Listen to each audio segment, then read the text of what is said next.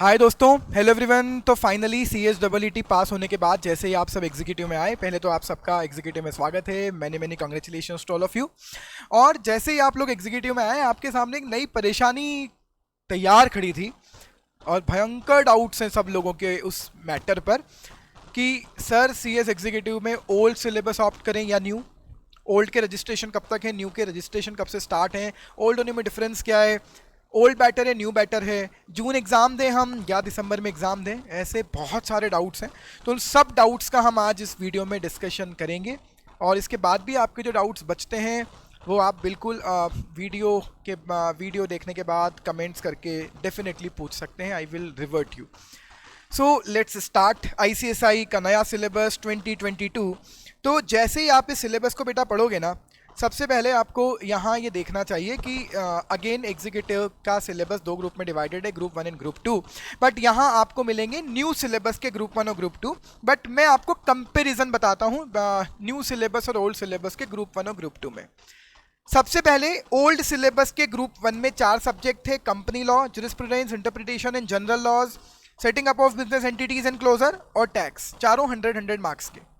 Then security law, economic business commercial law, financial management and strategic management, account plus cost. 100 marks के। 800 mark का हुआ करता है old syllabus, existing syllabus, जिसमें से हम अगर बात करें tax, FMSM and account plus cost, ये तीनों क्या हैं? ये तीनों हैं भैया MCQ वाले सब्जेक्ट्स। तो ये तीनों आपके MCQ वाले सब्जेक्ट हैं विथ 25% नेगेटिव मार्किंग। ठीक है। अब न्यू में क्या हुआ है? सबसे पहले तो 8 सब्जेक्ट की जगह 7 रह गए हैं। This is very good news. 8 subject की जगह 7 रह गए। कंपनी लॉ की जगह अभी भी कंपनी लॉ है, डेफिनेटली कंपनी लॉ हटेगा भी नहीं, कंपनी लॉ है। JIGL एज इट इज है। Setting up of business and labour law, तो क्लोजर वाला पार्ट हटा दिया। Strike off, Tom and company और इंसॉल्वेंसी हुआ करता था क्लोजर में। अब setting up of business entities and फिर लेबर लॉज। और अकाउंट्स प्लस FM, 60 मार्क का अकाउंट, 40 मार्क का FM। इसका मतलब समझ रहे हो? इसका मतलब एक इंटरेस्टिंग बात क्या हो गई? कॉस्टिंग हट गया। FM अकाउंट्स के साथ में जुड़ गया, इसका मतलब स्ट्रेटेजिक मैनेजमेंट हट गया। तो SM गया, कॉस्टिंग गया। अब SL अपनी जगह है, EBCL अपनी जगह है और टैक्स उठकर आ गया सेकंड ग्रुप में। हाँ, वैसे भी सर बहुत टफ था यार, बहुत टफ, बहुत प्रॉब्लम क्रिएट करता है टैक्स। लेकिन अभी मेरे पास बहुत सारी गुड न्यूज़ है आपके लिए न्यू सिलेबस को लेकर। अब सारे सब्जेक्ट सब्जेक्टिव हैं, कोई भी ऑब्जेक्टिव नहीं है। और सारे सब्जेक्ट में 20% कंपलसरी MCQ क्वेश्चंस आएंगे, जैसे ICAI CA वालों से पूछती है इंटर में। तो यहां लेकिन सारे सब्जेक्ट में कर दिया है MCQ except account and FM। ये पूरा सब्जेक्टिव पेपर आएगा।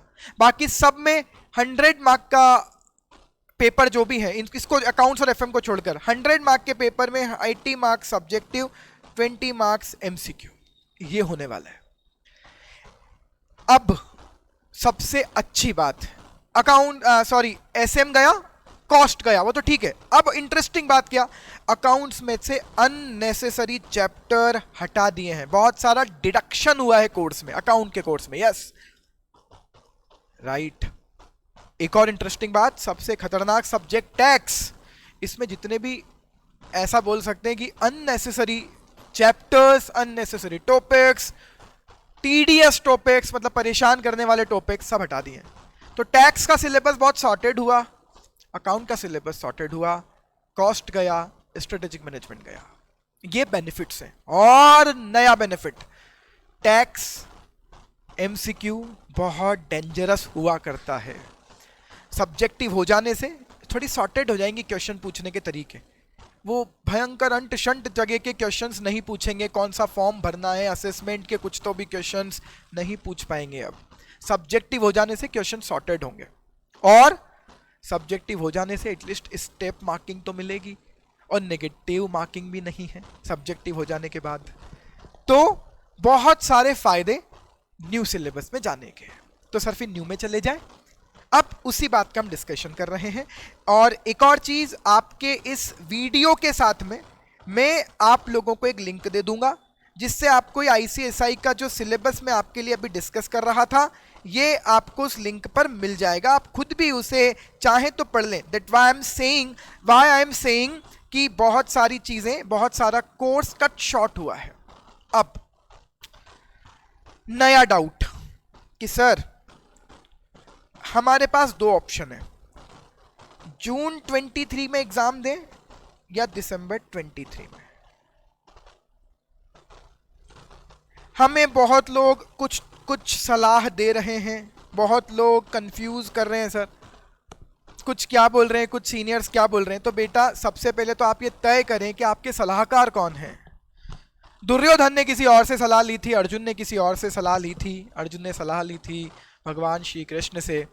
और इसीलिए कहा जाता है कि आपका सलाहकार कौन है जीवन में बहुत महत्वपूर्ण होता है, बहुत इंपॉर्टेंस होती है इस बात की कि आप सलाह किससे ले रहे हैं। उसी से लें जो सलाह देने लायक हो, जो सलाह देने के पीछे, एडवाइस देने के पीछे उसका खुद का कोई हिडन एजेंडा ना हो, वो फेयर होकर एडवाइस दे, उसी से एडवाइस लें।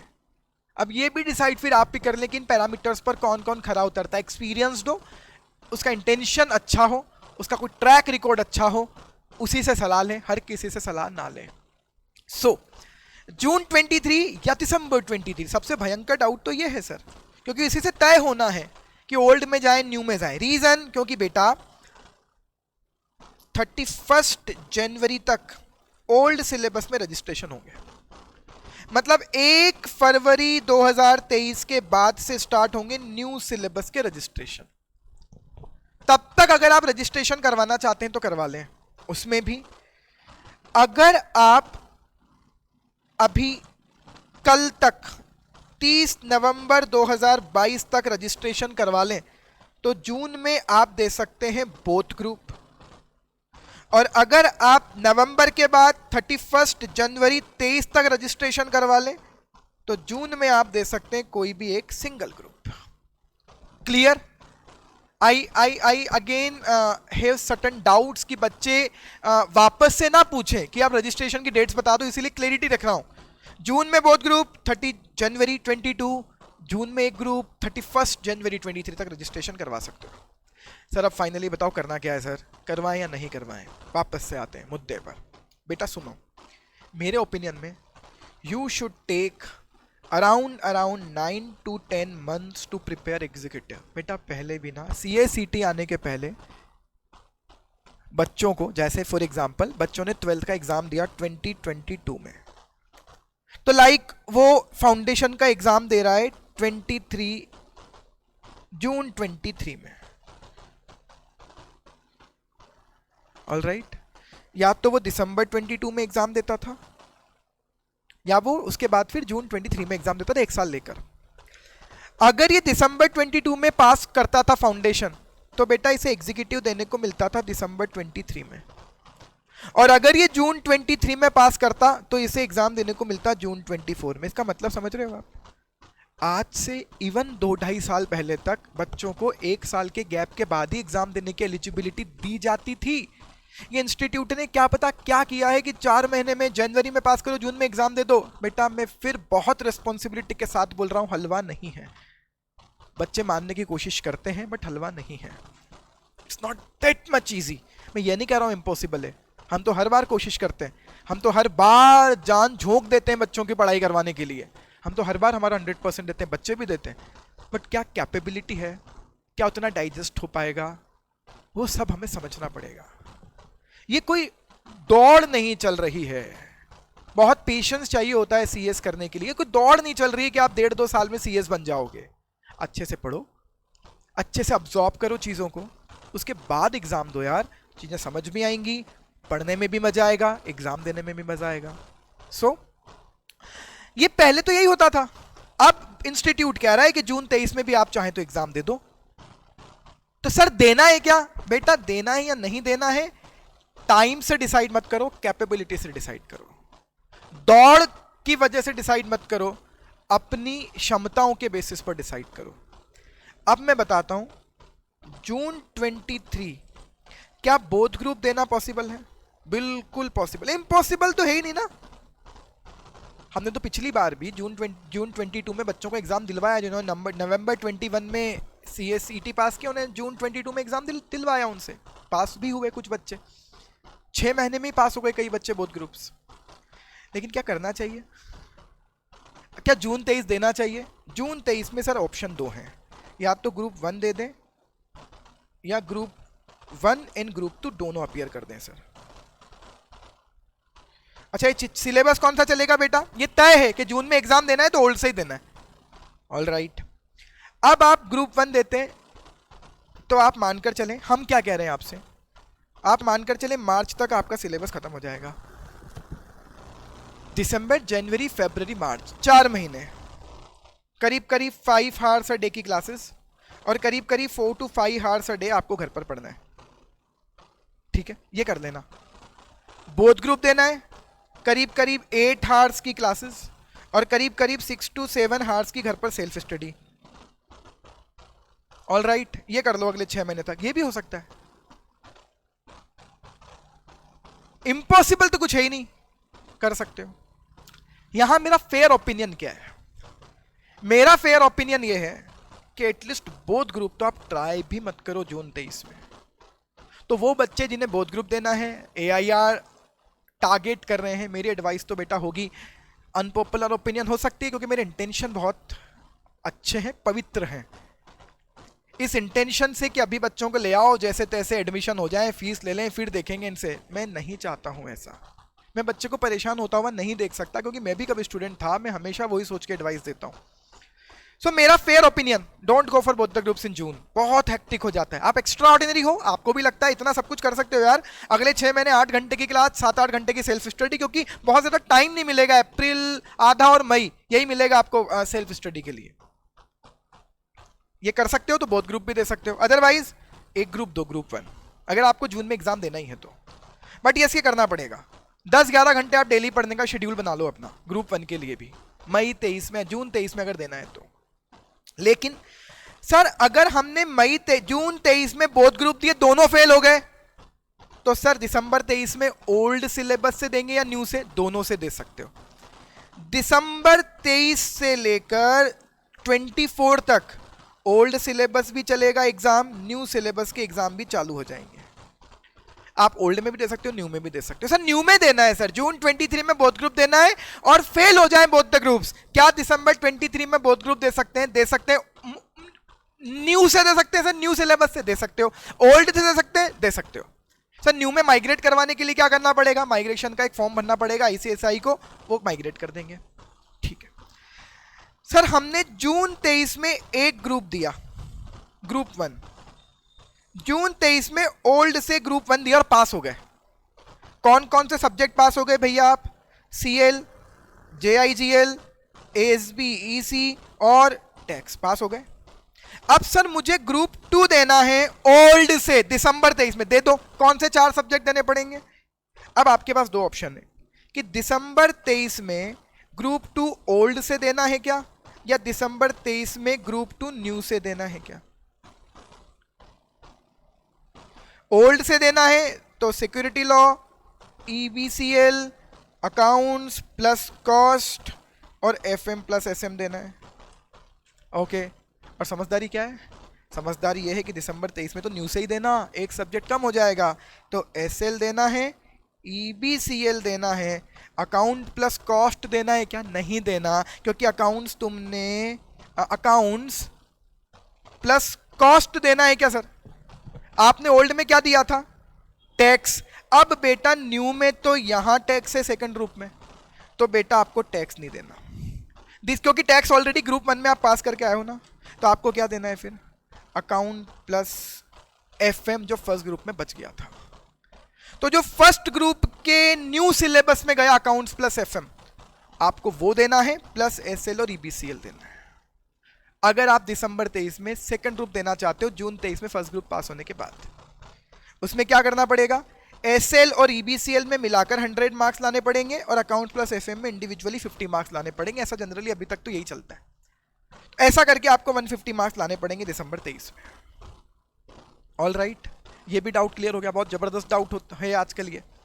अब सर दिसंबर 23 में ही देना एग्जाम, तो मेरी तो कोशिश ही यही है, बच्चों को यही कन्विंस करूं बेटा टाइम लो। कुछ बच्चे कह रहे हैं एक अटेम्प्ट सर मिल रहा है बोनस में, दे दो, पर बेटा बच्चे ना बोनस की तरह देते ज़रूर हैं, लेकिन उनका मन लग जाता है, फिर वो सेंटी हो जाते हैं। एक अटेम्प्ट लग गया, एक बार फेल हो गए, दूसरी बार पढ़ने में मन नहीं लग रहा, ऐसी घटनाएं होती रहती हैं हमारे आसपास। इससे बचने के लिए हमारी एडवाइस यही है, बहुत रिस्पॉन्सिबिलिटी के साथ, कि आप न्यू में जाएं और 1 फरवरी के बाद रजिस्ट्रेशन करवाएं एग्जीक्यूटिव में। अभी केवल क्लासेस चालू कर दें, मक्कारी मत करना। फिर बस आप टारगेट क्या रखो कि मुझे दिसंबर 23 में बोथ ग्रुप देना है। सर अब मेरा कंफ्यूजन है, मैं बोथ ग्रुप तो दे ही नहीं सकता सर मैं तो कर ही नहीं सकती बोथ ग्रुप। तो सुनो बेटा, क्या करते हैं, अब मैं आपको एक हमारी एक अच्छी स्कीम बताता हूं। आप क्या करें, अगर आपको दिसंबर 23 में बोथ ग्रुप देने की इच्छा है, क्लासेस अभी से चालू करो। कितनी क्लासेस लगेंगी सर? हाँ, क्लासेस कितनी लगेंगी बेटा, हम बहुत आराम से कोर्स करेंगे फिर। तो आप मानकर चलें मैक्सिमम 5 to 6 आवर्स की क्लासेस लगेंगी डेली। हम कैसे चलाएंगे कि 1-2 सब्जेक्ट स्टार्ट ही बाद में करेंगे, क्योंकि हमें तो बहुत टाइम में कोर्स खत्म करना है। तो बोथ ग्रुप की क्लासेस 5 to 6 आवर्स की चलेंगी और 4 आवर्स आप घर पर मान लो सेल्फ स्टडी। तो बेटा 10 घंटे तो सबको ही दे सकते हैं, सब लोग दे सकते हैं, देना ही है एग्जीक्यूटिव में। तो बोथ ग्रुप की क्लासेस हो जाएंगी, मानकर चलो जून जुलाई तक तो हम खत्म ही कर देंगे कोर्स, बहुत आराम से कर देंगे। और हम तो सेकंड स्कीम और दे रहे हैं कि जैसे ये खत्म हो दूसरी बार वापस चालू करके सितंबर अक्टूबर तक वो भी खत्म कर देंगे, दूसरी बार भी। फिर अक्टूबर में मॉक टेस्ट देना, रिवीजन करना, जब झमाझम तैयारी हो जाएगी अपनी। यही चाहते हो आप?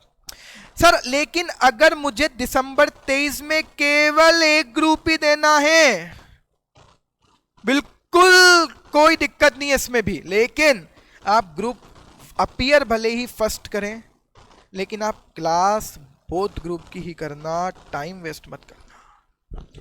वो बच्चा जो दिसंबर 22 से 6, 7, 8 महीने लेकर केवल फर्स्ट ग्रुप की क्लास कर रहा है, और अगर वो दिसंबर 23 में एक ही ग्रुप देता है, प्रिपरेशन भी एक की करी, क्लास भी एक की करी, फिर वो जनवरी आते ही क्या करेगा, जनवरी 24 में फिर तुम दौड़ोगे जून 24 की प्रिपरेशन करने, और जनवरी 24 के बाद तुम्हें मैक्सिमम 4 महीने की स्टडी करने का टाइम मिलेगा, और 4-5 महीने की स्टडी में तुम्हें सेकंड ग्रुप देना है। मेरी ओपिनियन ये रहेगी कि आप दिसंबर 23 में भले ही ग्रुप 1 दें, लेकिन अभी क्लासेस बोथ ग्रुप की ज्वाइन करें। न्यू सिलेबस वालों की बात चल रही, न्यू सिलेबस दिसंबर में एग्जाम देना है, अगर ठान लिया है, क्लैरिटी है, तो जाना ही न्यू में। न्यू तो बहुत फायदेमंद सिलेबस है। कुछ लोग कह रहे हैं न्यू का क्या ही पता है। अरे ऐसे कोई क्या ही पता क्या है, जैसे अभी एग्जाम होते हैं वैसे ही होंगे।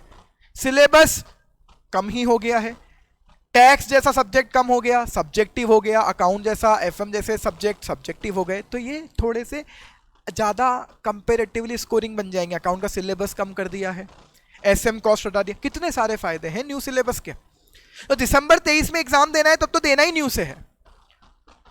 लेकिन आप क्लासेस बोथ ग्रुप की करें, नहीं डालेंगे हम बर्डन।